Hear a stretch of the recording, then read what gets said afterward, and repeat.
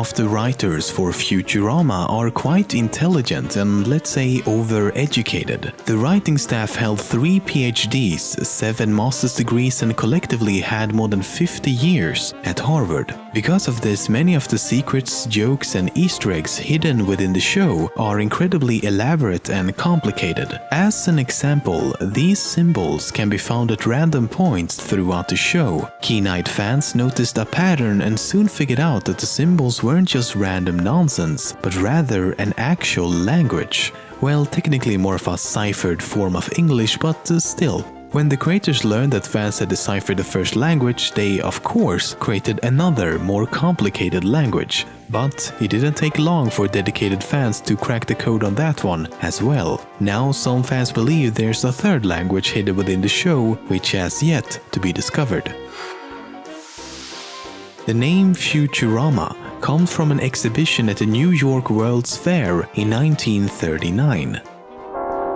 Modern and efficient city planning, breathtaking architecture, each city block a complete unit in itself.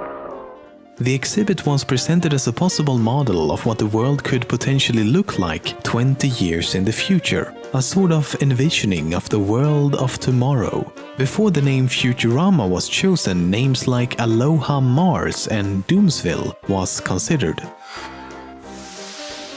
Owls. In Futurama, they are seemingly everywhere and can often be seen lurking in the backgrounds. But why, though? Is it just a weird thing they added for fun? Actually, they have a pretty good justification for their existence. At some point before the events of the show, the city had a problem with animals like rats and pigeons. To solve this problem, they released thousands of owls into the streets. But instead of solving a problem, they only replaced it with another. Even the opening sequence has some pretty obscure Easter eggs that can only be seen if you pause at the right moment. For example, there are 3 signs with those strange alien symbols we talked about before. They read "Rent a Human", "3D Rules" and "Tasty Human Burgers". There's also this guy reading a newspaper. The paper says "Moon Pie Fight in Mars Bar", which is of course a reference to the snacks Moon Pie and Mars candy bars. Bender's apartment number is 001-001-00, and as I've mentioned, the writers are clever, so this is most likely not random. If we take this number and convert it into ASCII, we get the $sign. This is obviously a reference to Bender's greed and obsession with money. In a similar fashion, Leela's apartment is named 1I.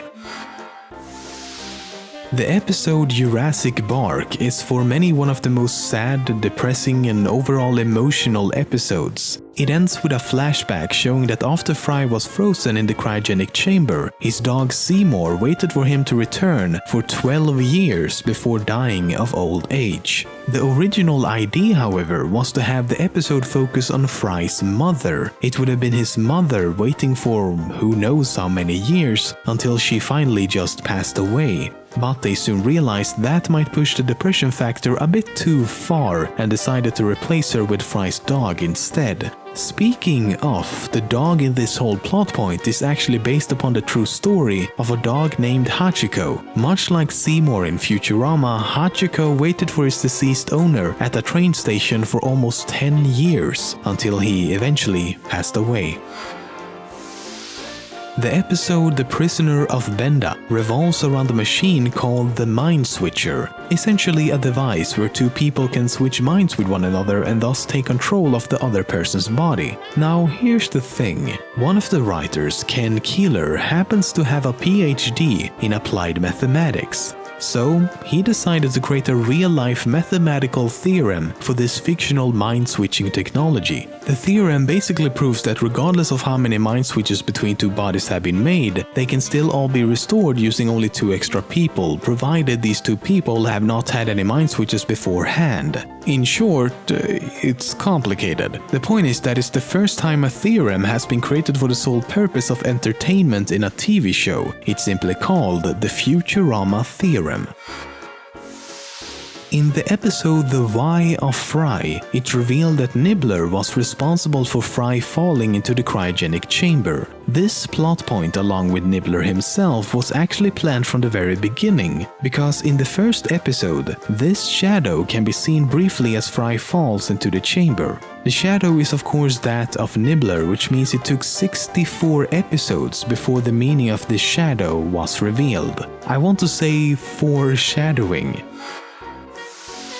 The character Qbert was first introduced in the episode A Clone of My Own. As the title suggests, he is the clone of Professor Farnsworth, but the character is far more interesting than what meets the eye. While Futurama is in many ways a very consistent show, it's also in many ways not. They constantly break the laws of physics and really every law in the universe. And because it's an animated show, trouble with consistency are more or less impossible to avoid. Seriously, it's a fucking not. But if you're like me and probably like 90% of Futurama's audience, who the fuck cares, right? Well, the other 10% of course do care. And this is where Qbert comes in. The character was always planned to be included from the very beginning, but they never fleshed out his personality until his introduction in the middle of season 2. They decided to give him this aggravating personality who criticizes everything and everyone as a sort of payback and reflection of this annoying and specific group of fans. When the writers created Hypnotoad, I doubt they thought it would become such a fan favorite and even spreading across the internet to eventually become a meme. In the Futurama world, he is responsible for the most popular television series of that time, simply titled Everybody Loves Hypnotoad. Of course, this is only because he hypnotizes everyone who starts watching. And while the show serves as a show within a show, there's actually an entire real-life episode almost exclusively featuring Hypnotoad for 22 minutes. It's called Everybody Loves Hypnotoad Amazon Adventure and was included as a special on the DVD release of Bender's Big Score. I mean, seriously though, it's such a stupid... All glory to the Hypnotoad!